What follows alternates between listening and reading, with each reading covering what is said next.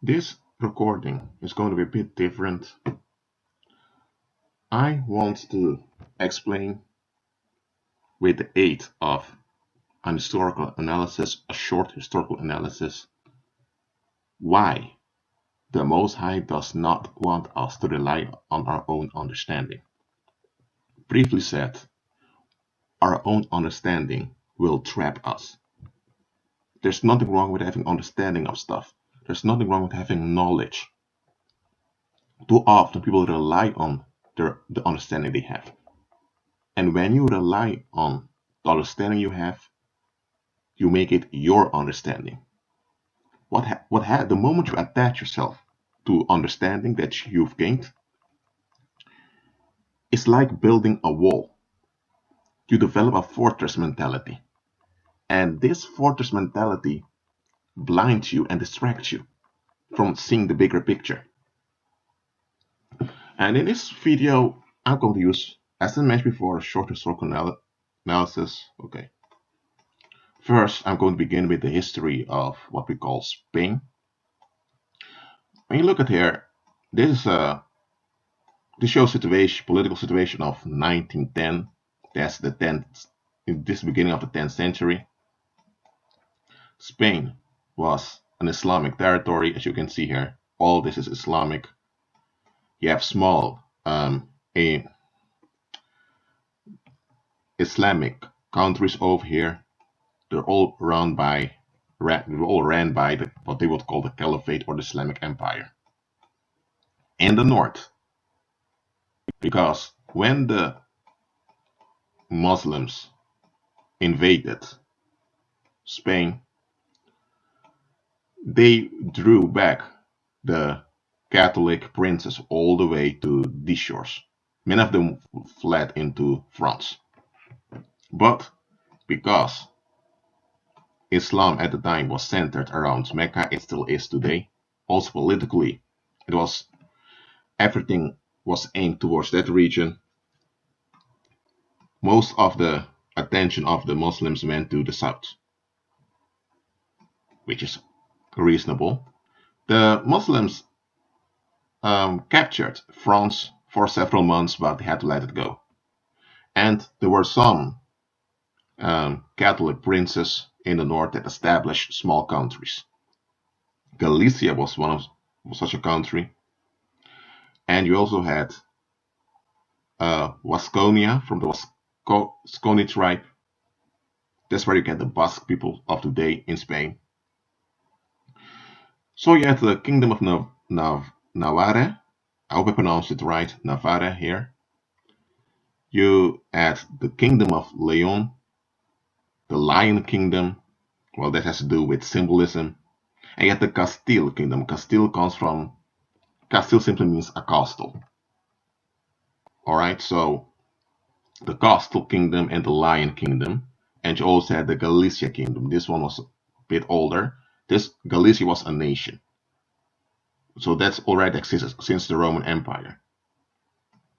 So in the beginning of the 10th century, you had the Kingdom of Leon over here. It was a union of all these peoples over here. You had Navarre, which was a separate state. You had the County of Barcelona, which was ran by people from France. And just some rebel Islamic territory over here, which was Islamic, but they wanted to go their own way. Now, when you go about 100 a century and a few decades later, you have the kingdoms of Leon and Castile. Why? Because the Galicians wanted to retain their nationality, their nation as Galicia. The Vasconis people also want to do the same. And there were movements for separatism, in the sense that people wanted to divorce from the kings of Leon. So this became a union. This functioned, militarily speaking, as a country, but it was internally a union between several countries. Here you still had the Kingdom of Navarre. Here you had a new country, was from the Kingdom of Aragon. There were people from Navarre that annex this territory, but once they did it, they want to go their own way, so yet another country, the Kingdom of Aragon. And later the Kingdom of Aragon would take over the county of Barcelona over here. As you can see here, the Muslims redivided the territory in several emirs in order to administer it well. You go further here. In the mid-12th century, the Leon government annexed some emirs from the Muslims, and again there was division. Why? The Lusitanians, here you can see the name Lusitania, they were a nation, and a Celtic nation, and they became subject to the Roman Empire. Even during the Roman time, they had their own region, which was autonomous.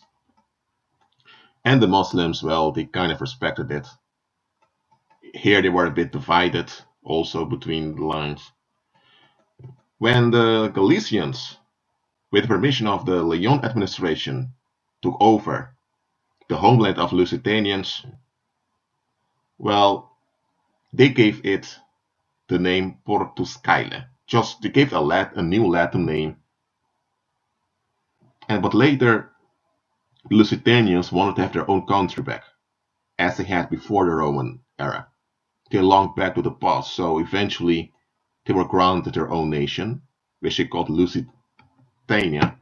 But internationally speaking, it was still called Portuscaile.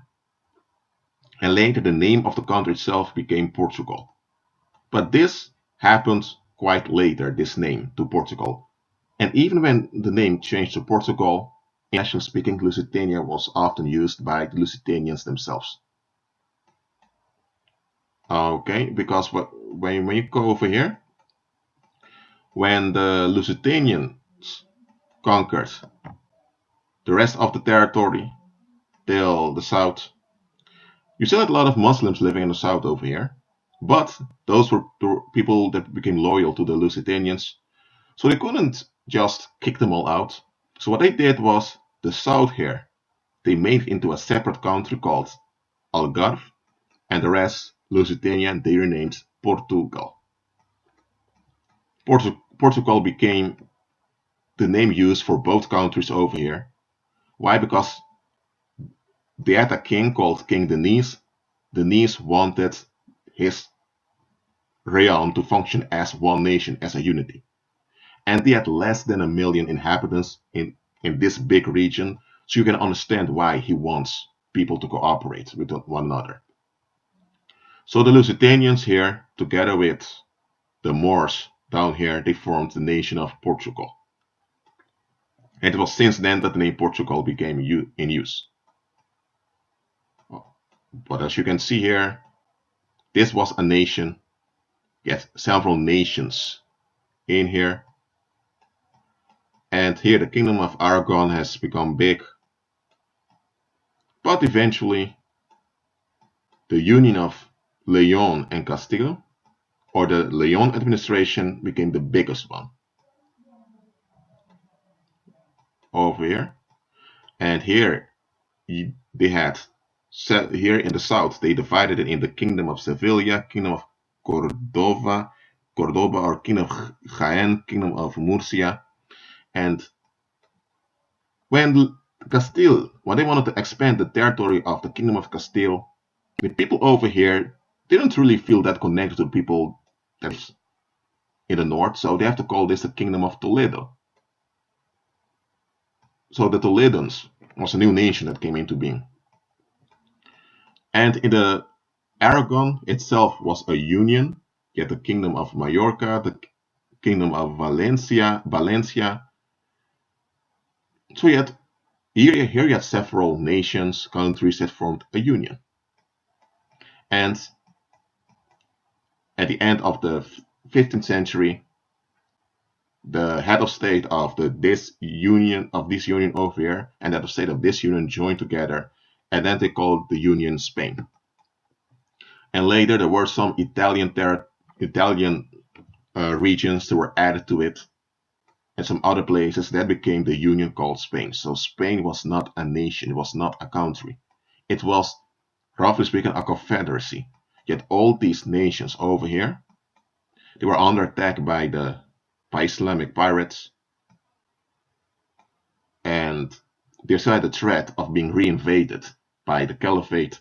So militarily speaking, they needed one another against piracy on the Mediterranean Sea, both at Italy and in the southwestern Europe over here. So that really was the thing that held them together. But here, the Catalans had their own so-called Spanish language with their own customs, which was quite different than the Galicians. The Galicians had more in common with the Portuguese, or formerly named Lusitanians.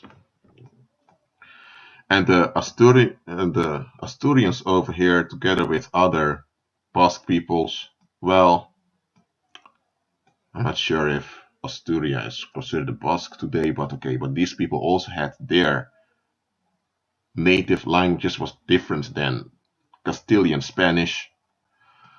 So this was a gathering of countries that had to cooperate together, but here's the thing, the Catalans were more involved with the French than with the rest of the Union. And the Catalans were also more, I would say, they were more related to the French also. I mean, the people that lived in the south, the Occitanians, that lived in the south of France. So you can see that this was a union.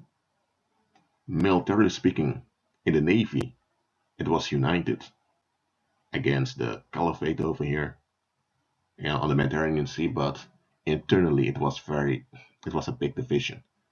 And when you go in historical records, you'll find out that there was often strife between the nations over here, especially about concerning finances. And here's another thing: the roads that often connect the capitals of those member states of this union, they were often well maintained because there were fights concerning whom should do it. Remember, there was no nation called Spain. Spain was the name of two unions that joined together.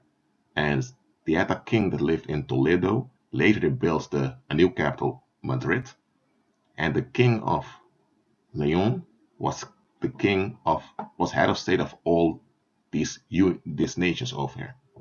And the king himself lived in Madrid, and from Madrid there were viceroys, governors appointed in each region. And each governor had to govern each country as a country. And the king here was the head of the whole union that has to so-called manage to keep things together. But it wasn't easy because the rich people over here wanted more to go towards Catalonia and towards France and towards Italy, while those in Sevilla were more interested in spending in towards Portugal and Western Africa. So I hope you get a situation. Over here, they built a capital in the center of the peninsula called Madrid. After it has to do with the mother goddess, that's where the name comes from, because they worship Mary. And this was a strategic decision. It's in the center of the peninsula, but the roads were not well maintained, and the wealth was also unequally divided. And most other people lived off of land, they were farmers, and in each country the farmers were oppressed. So it wasn't one big happy fairy tale.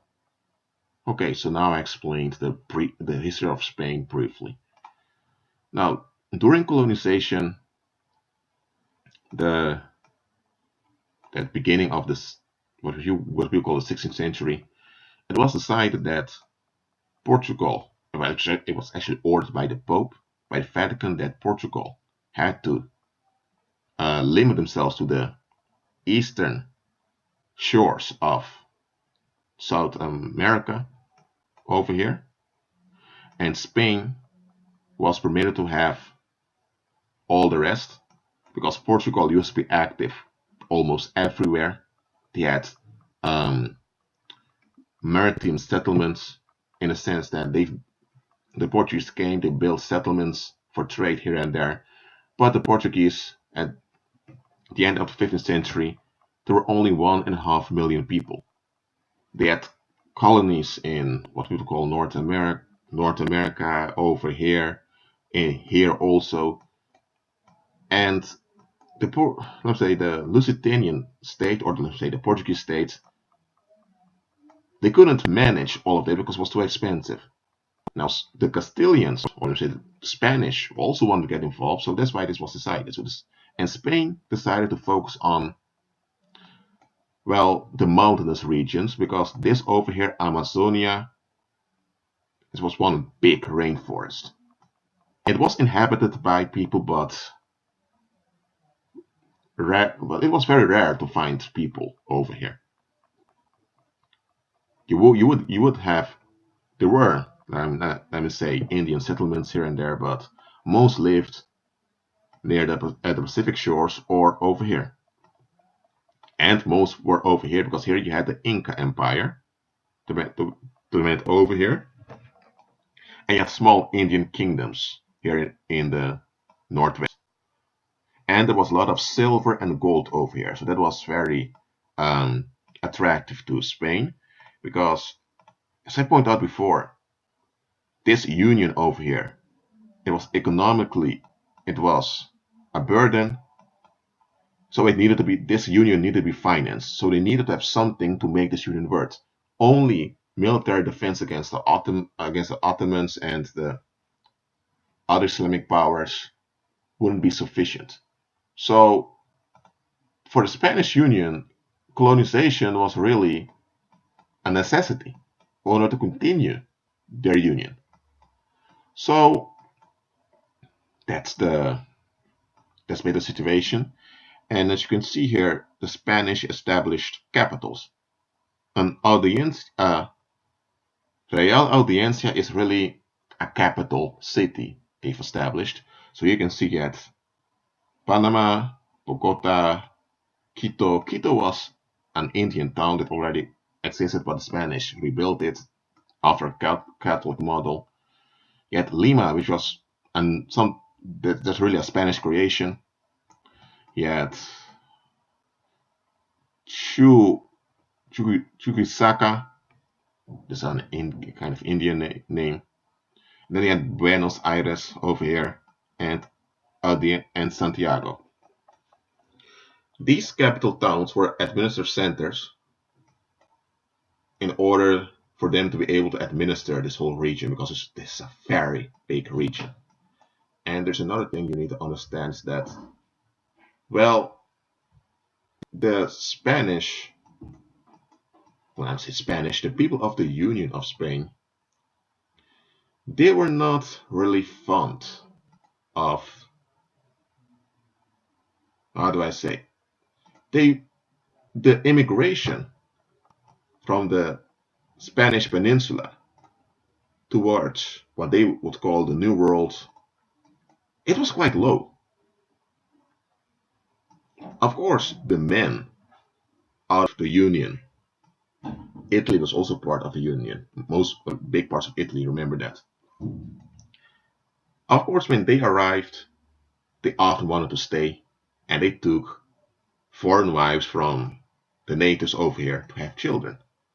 But besides that, there were very few people that were willingly to settle in the New World, and this was kind of a problem because, well, in order for colonization to work, you need to have people to settle there from the homeland. But here's the thing, there was no homeland. There was just a union, a loose union that was called Spain.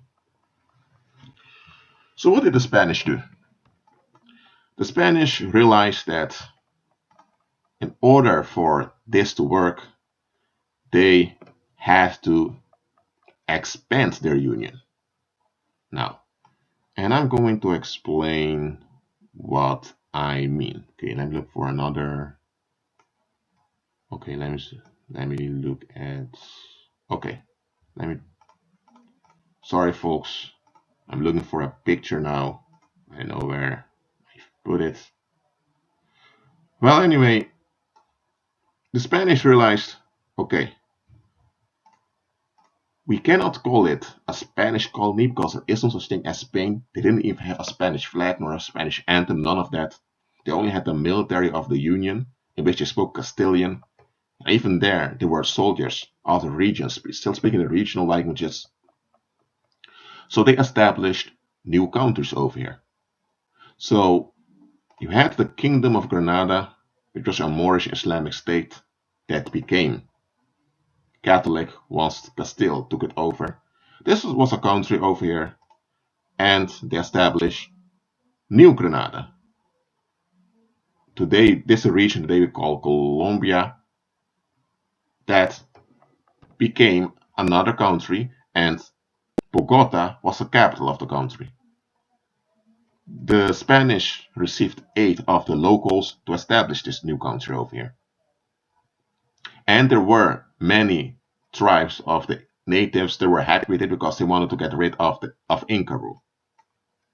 Later, Spanish continued, and you had the Quito kingdom over here, which was a nation which had a lot of gold, with the aid of black slaves from Africa, transported by the Portuguese and Spanish, conquered Quito, but those they received a special position, and they were allowed to have a representative in Spain itself. So Quito as a country continued, but now after Spanish model. The Inca Empire consisted out of several, what you would call nations, a kind of a union. So after the Spanish took over the Inca Empire, they renamed the core of the Inca Empire. They renamed it Peru, and established Lima at the Pacific shores, and that became another country. The south of the Andes region, where the Incas still received resistance, the Spanish came, established towns here and there, and some capitals, and here they established a country called Chile. And here it was a region called El Plata, or I believe it's translated the money, or the cash, or the gold, or the silver, something like that. So they had this union that established some countries. Peru was a country, and these were considered colonies of Peru.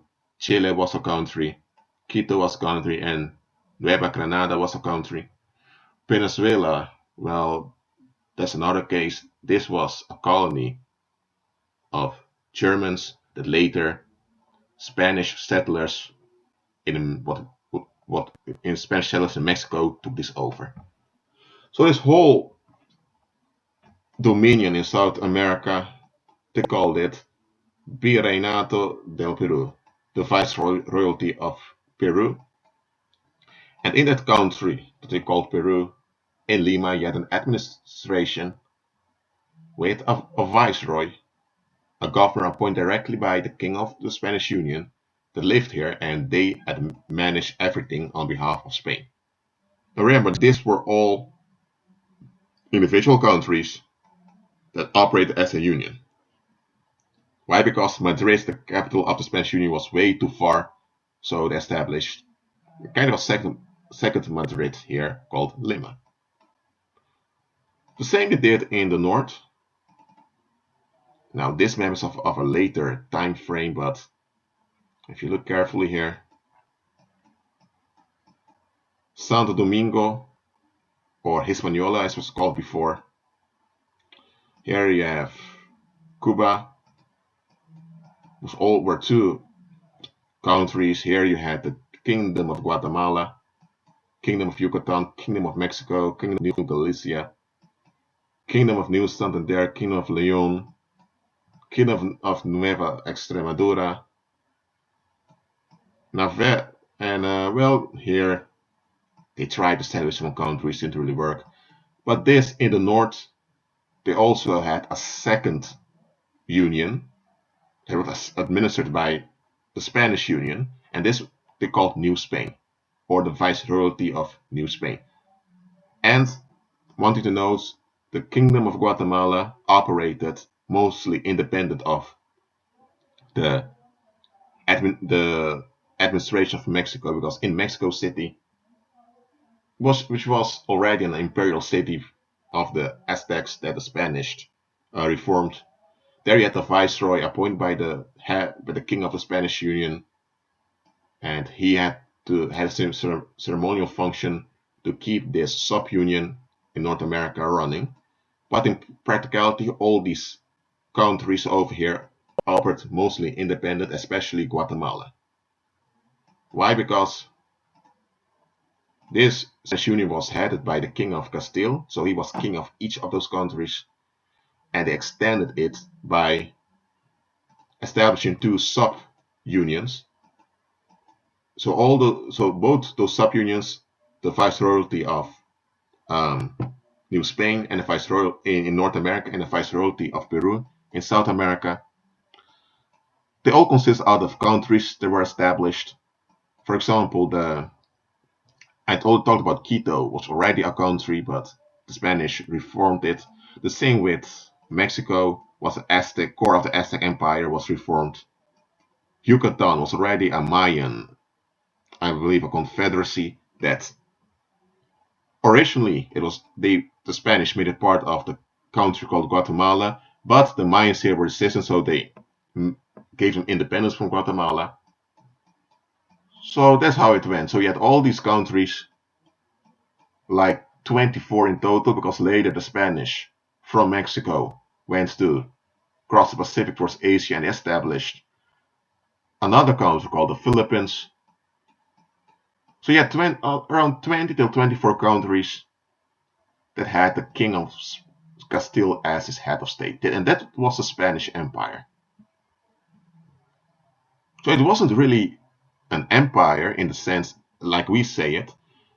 It didn't really have what we would call colonies, even though, look, the administration in Madrid, where the emperor of the Spanish world really lived, they used their newly established countries over here to export gold and silver and resources to Spain. So from the European point of view, there were colonies, but from a more political point of view, these were subunions, and the whole Spanish world was one big union. So everyone born into one of these countries was considered Spanish. So if you were from the Kingdom of Chile, you were a Chilean Spaniard. If you came from New Granada, you were a New Granadan Spaniard. If you came from Galicia, you were a Galician Spaniard. Or if you came from Catalan, you were a Catalan Spaniard. And remember, there was no flag of the Spanish Union yet over there. Often they used a white flag with a red X. And if you look at Florida today, the state of Florida, you still can see remnants of that flag. Because Florida was also part of New Spain, but it was a province of Cuba.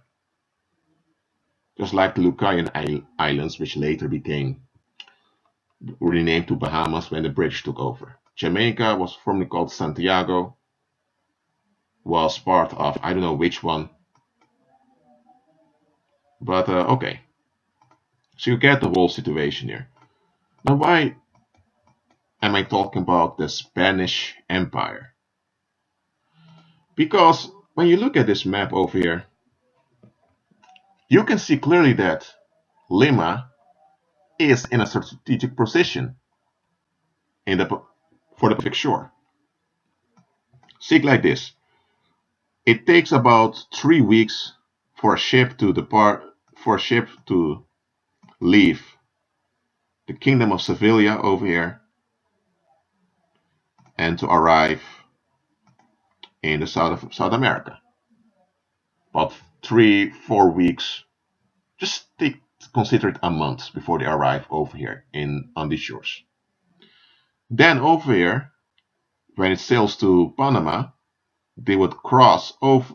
they would transfer to other ships over here, and they would sail to Lima, which might take about, I don't know, 10, 15 days, depends upon the wind.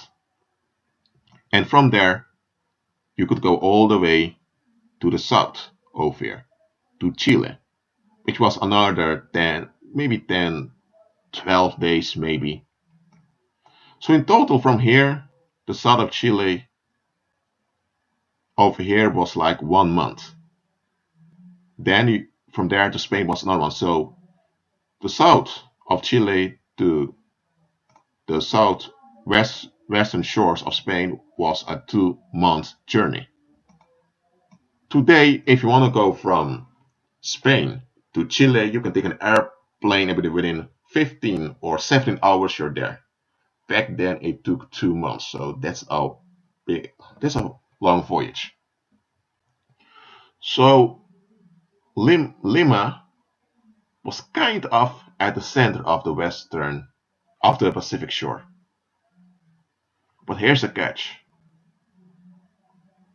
When they gathered resources like agricultural resources or silver out of silver mines, because silver was abundant over here, and they wanted to transport it to Spain, they would have to sail all the way here. Then they have to unload the silver and all the resources, and then they have to load them or download them on the ships over here in order to sail from here towards Spain. And as you know, tropical storms, hurricanes are common in the Caribbean. Let me see if I can find a picture of the... this was the image I was looking for back then. I'm sorry for the ad. Sometimes Firefox, I would say they springs ads while I'm making videos. Forgetting about that, but okay. This is the Caribbean, Spanish Caribbean. So here, from the Viceroy of Peru, they had to cross over here, and from here they had to sail all the way to Spain. Now this was a time-consuming and a very expensive undertaking that happened each half year. Of course, ships that were over here would cross more often, but it was a big risk. Well, if you look at the map, okay, hold on, let me go over here. When you look at this map, they established a capital right down here. Yet Santiago was the capital of the Kingdom of Chile, and here Peru had colonies. Now I was wondering, this region over here is bigger than what the country Peru they established. So why don't you establish another country or several smaller countries over here? But you already have a capital here at the Atlantic shores. Why not just extend in the industrial complex over here? And now then you divide it. So resources that come from the borders of Peru all the way to Terra del Fuego over here, this big region, which is bigger than this one over here. Everything down here will be administered by Buenos Aires, while everything in the northwest over here would be administered by Lima, or preferably by Bogota, because Bogota is closer to Spain. If they would have done that, it would have been less time consuming. And why? Because things over here would have been administered either by Lima or Bogota, and from there they would go to Spain, which was just 1 month's time. Here, from here to Spain, was about 30, 35 days. But what the Spanish did was everything had to go through Lima, because the elites, those were elites from the several parts of the Union. Many of them settled in Lima, and Lima became kind of the royal city of South America. So everything had to go through Lima. So they had to build roads over here to lead to Lima. Those roads had to be maintained. They had to build hotels around, they had to breed horses. So a lot of effort was placed into making Lima the center. And here's the thing, Bogota and Lima are relatively closer than Lima and Buenos Aires.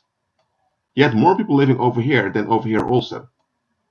But here's the thing, many of the people in the Kingdom of New Granada were resentful towards the people in Lima because the people in Lima wanted everything to settle around Lima at the expense of the people in New Granada. So even in this short distance here, you had issues already. But why didn't the Spanish reform it? Well, there was a reform that took place when the French Bourbon dynasty took over the Spanish Union. But even then, the the reforms were centered out Lima. Because according to the understanding of the Spanish, Lima always worked. Lima is at the center of the, at least what they consider the center of the Pacific coast, so we leave it like that. And this was a big disadvantage, because there were a lot of administrative problems with this region over here, except Chile. Chile as a country operated often independently, and Chile often was under attack by pirates. And because the distance between Lima and Santiago was around 10 days to 2 weeks, they were kind of on their own. And the Chilean people over here at the time, I don't want to say they had a good bond with Spain to make it romantic, but they were on good terms with the administration in Spain. But even then, their communication had to go through over here. Now, Brazil, I'm saying this here was Portuguese territory, and the Portuguese were also active in Guyana. Later, had to remove the Dutch game, the English game, the French game. Later, the Spanish, because Portugal later became part of the Spanish Union as a nation, but Portugal remained, for the biggest part, independent in their international affairs, even though they were now considered Spanish also because the king of Spain of the Spanish Union was also separately king of Portugal. So the Portuguese Empire became Spanish, even though the Portuguese language and their customs remained. And then this whole agreement of this line became obsolete. So the Portuguese were also active in the Spanish regions but Spanish didn't really bother with Brazil that much. But because of this union of Portugal and the Spanish kingdoms, the Portuguese managed to take over this whole region that the Spanish didn't bother with. And that's how Brazil became a big colony, and later Brazil became independent. We know about it. But at the end of the 18th century, no, actually not the end, but in the middle of the 18th century, how do I say it? Let me look at, where's another map? I can show it. Here. So, it's a better one. The Kingdom of New Granada at the beginning of the 18th century had declared itself independent of the Viceroyalty of Peru, independent of Lima. They had enough of the elites in Lima. And they took over the Venezuelan provinces that were administered by Mexico. So they annexed it. So you had a Spanish country of the Spanish Union attacking the territory of another Spanish country.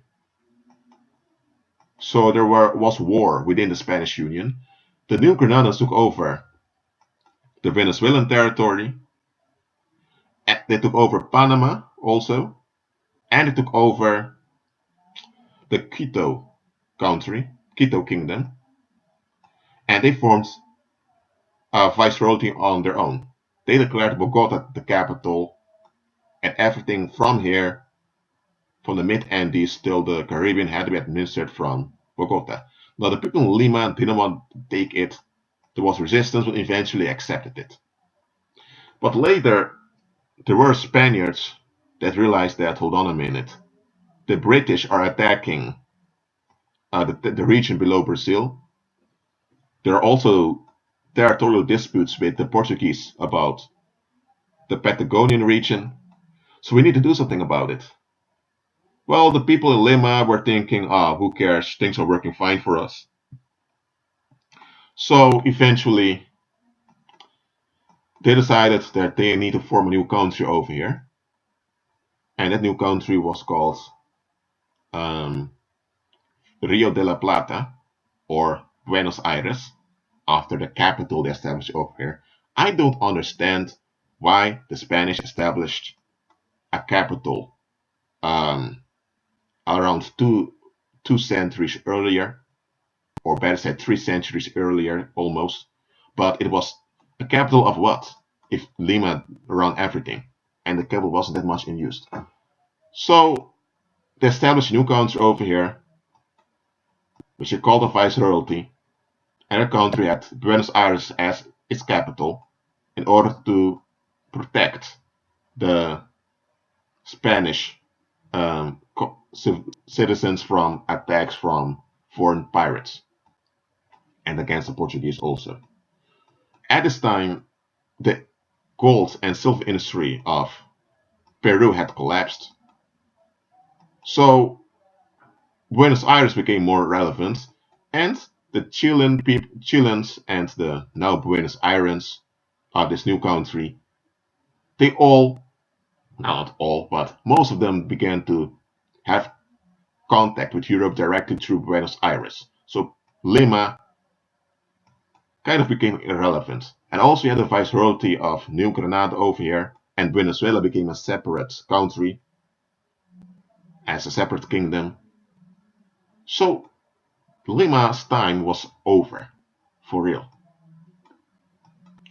Now I was talking about, in the beginning of this video, why the Mosai does not want us to, how do I say it, to rely upon our own understanding. I had to explain kind of the history of Spanish colonization very short in order for you to understand why I'm using this example. In the 16th century, when the Spanish established their towns over here and they took over the region, according to their understanding, Lima was, well, it was the right decision. But they didn't look at the bigger picture. Oh no, this is something else. They didn't realize that, hold on a minute. They didn't realize that, well, Spain, the Spanish Union was dominant on sea at the time. They didn't consider that maybe in the future, France, because Spain had around 6 million people that lived in the Spanish Union, France had around, some would say 12 to 14 million people. Let me say 1/3 of all Europeans at the time. No, 1/3 is a bit too much, like 25%. Anyway, around 30%, 25-30% of all Europeans were French. So Spain had around 6 million, France had around 12 to 14 million, maybe a bit more, because, the census registration of citizens at the time was a bit slow, and not all regions that were administered by the King of France were considered France. So the French were the majority of what they would call the white people at the time. And the French were stronger as a unity than the Spanish. So the Spanish did not consider, maybe in the future the French are going to become dominant on sea also. So we may want to prepare for it. At the time, the powers that run England and the Spanish Union were against France to prevent the French from realizing how numerous they were, because they were afraid that the French might take over the whole world. That was their fear. On sea, Spain was dominant, and Portugal. But Portugal also considered Spain, though to the king of Castile also becoming king of Portugal. The Portuguese are not doing the privy that, by the way, but if they would have looked at the bigger picture and realized, okay, France is big, also the Dutch, man, they're also good seafar people that sail a lot on the sea. The Scandinavians used to be in the Americas, even in the early of the Middle Ages, if they would have considered all of that, then they would have thought, you know what? We're not going to make Lima the center of all of it. We're going to divide it more equally and more practically. If they would have done that, well, things would have gone a bit better. Because what happened eventually, the Union of Spain collapsed. Because, listen, Portugal, after 60 years, they selected their own king and separated from the Spanish Union. And not only that, the Spanish Union, it kind of collapsed. Well, not kind of, it collapsed. Economically, it collapsed. And now, the Spanish Union also lost their Italian possessions. The Italians didn't want to be part of it anymore. And there was still strife within the nations over there because there was no Spanish nation. There was a king of the Spanish Union that introduced a Spanish flag, a red and yellow flag with a coat of arms with a lion in it. And that became the flag of all the countries of the Spanish Union outside of Europe. Here, the people kept holding on to their native flags. So eventually, Spain was dependent upon their colonial, what they would call their colonial empire. So what we would call the Spanish Union in Europe was on life support and depended upon these countries over here. As you see, around 1800, you already had the administrative divisions of Honduras, Nicaragua, Costa Rica, Chiapas. This was a kingdom of Guatemala. So most of these divisions were already settled around 1800. So the Catholic Church, which was the chief supporter of the Spanish Union, shifted its attention towards the Spanish countries in the Americas. And soon the Catholics over here began to declare independence, and that's how it went. So because of this, Spain lost its easy connection with the Philippines because New Spain became independent as the Mexican Empire. One of the Spanish princes could become the Emperor of Mexico, but he declined. So later, after a brief 2-year rule of a Spanish colonist as the Emperor of Mexico, this became a republic. And these were all republics then, and they have been fighting since their independence for territory. Many of them became military dictatorships. So again, why not rely upon your own understanding? Because your own understanding can trap you. And when you have a collective of people that rely upon their own self-established understanding, things will be practical. There will be benefits, but the benefits are short-lived. I mean, look, in the beginning, the Spanish had to invest to build all these towns. But after a while, they became dependent upon those towns to keep themselves alive. Because if it was not for these sub-unions, here, you had New Spain. Now, the sub-union of Peru was later divided in New Granada, Peru still, and Rio de la Plata. If it wasn't for these sub-unions over here, there would not, Spain would have ceased to exist as a union.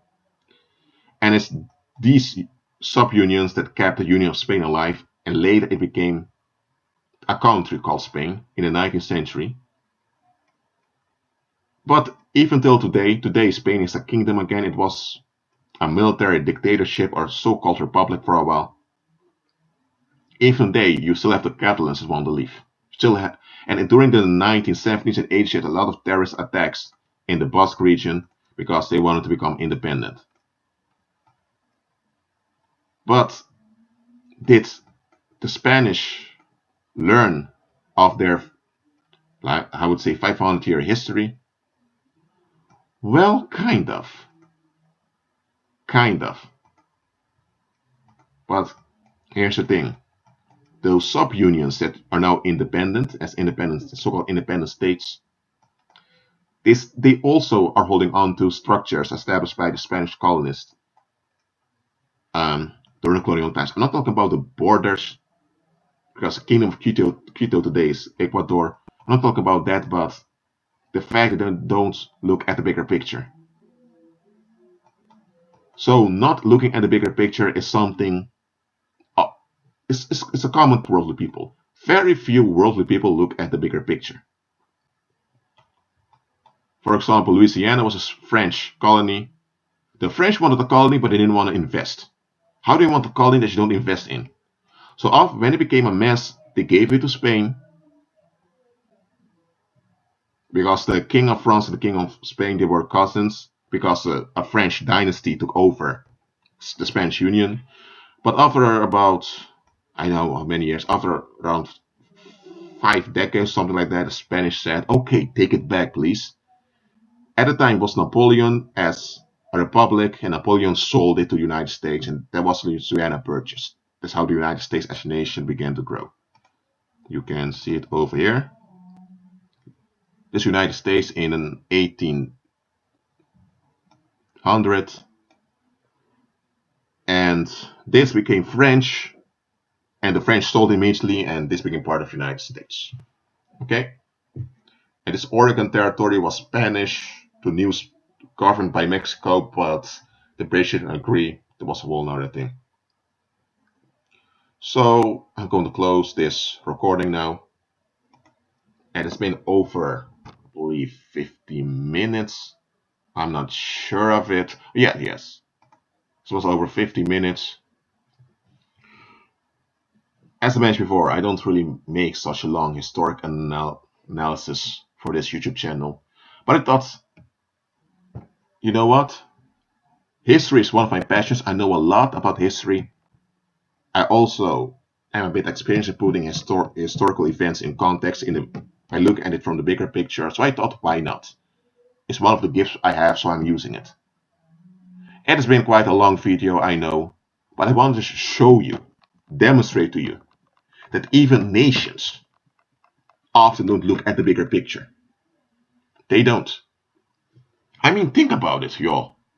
You want to have a union, but you don't manage the roads well. You don't invest in the union first. Instead, you spend your money establishing sub-unions. Okay, but now the sub-unions function far better than the original union itself. What? You know what? That's why don't rely on your own understanding. You know what? Worldly wisdom is practical. It is wisdom, but the benefits are short-lived and they cancel themselves out. Use Spanish history as an example. Well, I'm about to close this over here. Enjoy your day. Be at peace. Keep agreeing with Christ, and shalom.